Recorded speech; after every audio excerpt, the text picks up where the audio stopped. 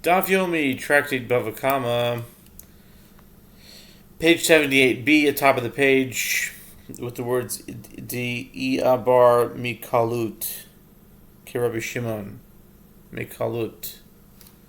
That the mother animal became impregnated from an animal with non-cloven hooves. Okay, so we were talking about can a kosher animal become impregnated by a non-kosher animal? Is it even possible for this to occur? So Rabbi Yehoshua and Rava have. Why did Rabbi Yehoshua and Rava have to find a biblical source to deem this as non-kosher? The Gemara answer is yes. It is possible, as we maintain elsewhere, Bechorot 7a, because now on 78b, that the mother animal became impregnated from an animal with non-cloven hooves that was born from a kosher mother and father. This is in accordance with the opinion of Rabbi Shimon, who maintains that the offspring resulting from this, which does not have cloven hooves, is not kosher. Since the animal's father is not kosher, according to the opinion of Rabbi Shimon, the offspring is also not kosher in accordance with Rava's principle. Rava raises a dilemma. With regard to one who says, it is incumbent upon me to bring a burnt offering, Hare Alai Ola, and he subsequently set aside a bull for this purpose, and another person came and stole the bull, can the thief exempt himself from liability by repaying the owner with a sheep, according to the opinion of the rabbis, or by repaying him with a bird to be used as a bird burnt offering, according to the opinion of Rabbi Elazar ben Azariah? As we learned in a Mishnah in Menachot 107a, if one says, it is incumbent upon me to bring a burnt offering, he must bring a bull or a sheep as a burnt offering to fulfill his vow. Rabbi Elazar ben Azariah says he may even bring a turtle dove or a young pigeon as a burnt offering. Rava elaborates, what is the halacha in this case? Do we say that he accepted upon himself to sacrifice an animal with the status of a burnt offering, in which case any animal that fulfills this requirement will suffice? If so, the thief may compensate the owner with a sheep or bird, as the owner can sacrifice that animal as a burnt offering. Or perhaps the owner can say to the thief, I want to perform the mitzvah in the optimal manner, which is by sacrificing a bull. Therefore, you must pay me back with a bull. After he raised the dilemma, Rav himself subsequently resolved it. The thief can exempt himself from liability by repaying the owner with a sheep, according to the opinion of the rabbis, or by repaying him with a bird to be used as a burnt offering, according to the opinion of Rabbi Elazar ben Azariah. Rav Achad, the son of Rav Ika, teaches this halacha explicitly. In other words, without the question-answer format. Rava says, with regard to one who says, it is incumbent upon me to bring a burnt offering, and he subsequently set aside a bull for this purpose, and another person came and stole the bull, the thief can exempt himself from liability by repaying the owner with a sheep, according to the opinion of the rabbis, or by repaying him with a bird to be used as a bird burnt offering, according to the opinion of Rabbi Elazar ben Azariah. New Mishnah. If a thief sold a stolen animal in a partial fashion, for example, except for 1/100th of it, which he kept for himself, or if he had a partnership in owning the animal before stealing it, or in the case of a thief who slaughtered the stolen animal and it became non-kosher meat in his hand because he slaughtered it improperly, or in the case of the thief who ripped open the animal rather than slaughtering it halakhically, or in the case of a thief who tore loose the gullet or windpipe of the animal as he slaughtered it, rendering the slaughter invalid. In all these cases he pays the double payment, but does not pay the fourfold or fivefold payment. The fourfold or fivefold payment applies only if the animal is entirely sold, or if it is slaughtered in accordance with the halachic definition of animal slaughter. Gemara. What does the Mishnah mean when it states that the thief sold the animal except for 1/100th of it? Which part of the animal must the thief keep for himself for him to be exempt from the fourfold or fivefold payment? Rav says the Mishnah means that he sold it except for some part of the animal that becomes permitted through its slaughter. This does not apply to horns or a sheep's fleece, which do not require slaughter in order to be used. As Levi says, the Mishnah statement applies even if the thief sold the entire animal except for its fleece, and is likewise taught in a Braita, the thief is exempt even if he sells the whole animal except for its fleece. The Gemara raises an objection to the opinion of Rav from a Braita. If the thief sold the whole animal except for its foreleg, or except for its hind leg, or except for its horn, or except for its fleece, he does not pay the fourfold or fivefold payment. Rabbi Yehuda Hanasi says, if the thief sells the animal except for some part of it whose absence invalidates its slaughter, he does not pay the fourfold or fivefold payment. Rabbi Yehuda Hanasi continues, but if he leaves out from the sale a part of the animal whose absence does not invalidate the slaughter, he pays the fourfold or fivefold payment. If an animal is missing one of its vital organs, for example, its liver, one of its intestines, its gullet, or its windpipe, it is considered already dead, and its slaughter at this stage would be invalid. For the thief to be exempt from the fourfold or fivefold payment on the grounds of an incomplete sale, he must retain one of these organs for himself.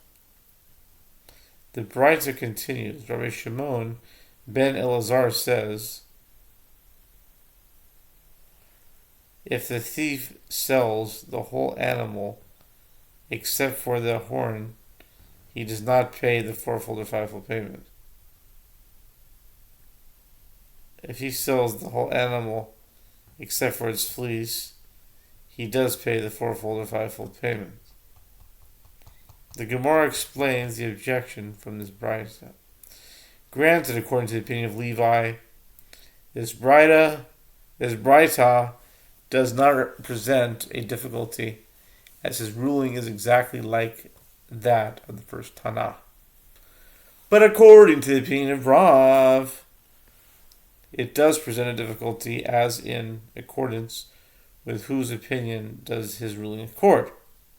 None of the three opinions expressed in the Braita correlate with that of Rav. The sages say in response, Rav says his opinion in accordance with the opinion of this Tana, as it is taught in another Braita. Rabbi Shimon ben Elazar says, if the thief sold the entire animal except for its foreleg, or except for its hind leg, he does not pay the fourfold or fivefold payment. If he sold the entire animal except for its horn, or except for its fleece, he does pay the fourfold or fivefold payment. The Gemara analyzes the four opinions of the Tanaim presented in these Braitot.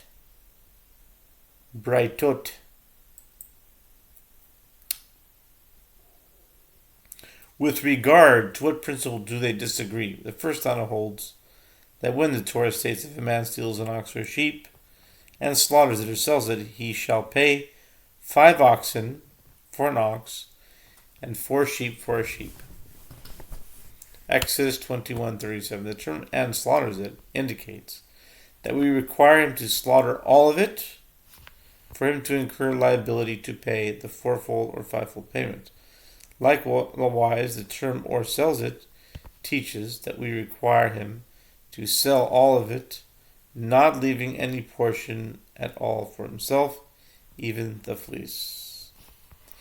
And Rabbi Yehuda Hanasi holds that the term "and slaughters it" is referring to parts of the animal that are affected by its slaughter, which serves to exclude parts of the animal that are not affected by its slaughter. When the Torah immediately adds the term "or sells it," this indicates that selling is similar to slaughter. Consequently, if the sale excludes the animal's fleece or horns, in other words, those parts that are not affected by slaughter, there is still fourfold or fivefold payment. And Rabbi Shimon ben Elazar holds, according to the first version of this opinion, that the animal's horn, which is not meant to be cut off in the animal's lifetime, is considered a significant withholding if the thief keeps that part for himself and he does not pay the fourfold or fivefold payment. By contrast, fleece, which is meant to be cut off in the animal's lifetime, is not considered a significant withholding if the thief keeps it for himself, and therefore he must pay the fourfold or fivefold payment. And the other Tana of the school of Rabbi Shimon ben Elazar holds that the animal's forelegs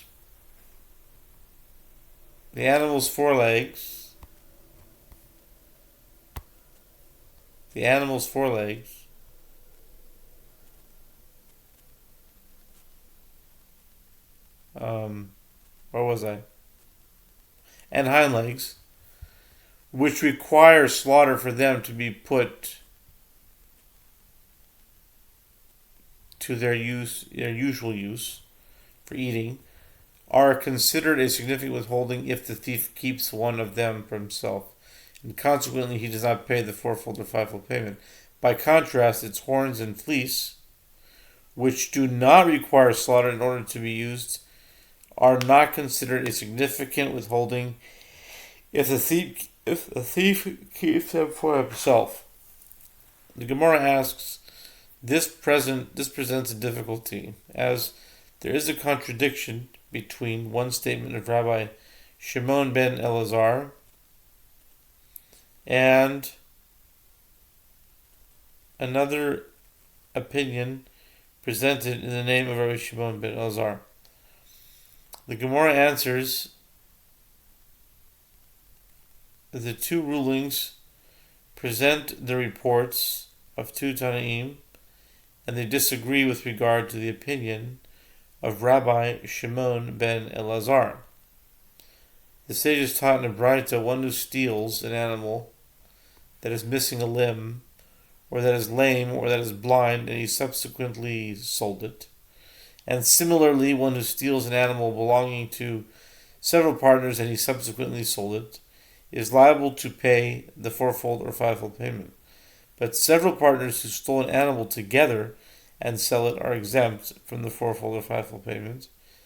The Gemara asks, but isn't it taught in another Braita to the contrary, that several partners who stole an animal together and sell it are liable to pay the fourfold or fivefold payment? The Gemara resolves the contradiction. Rav Nachman said that this is not difficult. Here, where the Braita states that he is exempt, he is referring to one partner who stole an animal from another partner. There, when the Braita states that he is liable, it is dealing with a partner who, together with the other thieves, stole an animal from someone else outside their group. Rava raised an objection to Nachman from another Braita.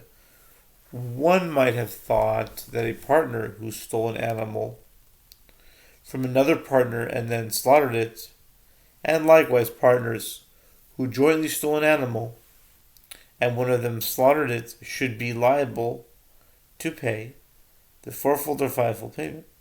To counter this, the verse states and slaughters it, which indicates that we require liability for slaughtering all of it, and in these cases, it is not so. One who steals an animal that he partly owns is not liable for slaughtering his own portion. Likewise, when several partners steal an animal, the one who slaughters it is not liable for slaughtering the portions of his fellow thieves. Rather, Rav Nachman said in a different resolution of the contradiction, this is not difficult. Both brides that are speaking about partners who together stole an animal from someone else. Here, where the Tana states that the thief is liable, is referring to a partner who slaughtered the animal with the knowledge and consent of another partner. In such case, one slaughtering is acting as the agent of the partner as well as fully liable for the slaughter. And is fully liable for the slaughter. There, where the bride to teach states that the thief is exempt, it is speaking of a partner who slaughtered the animal without the knowledge of another partner in the theft.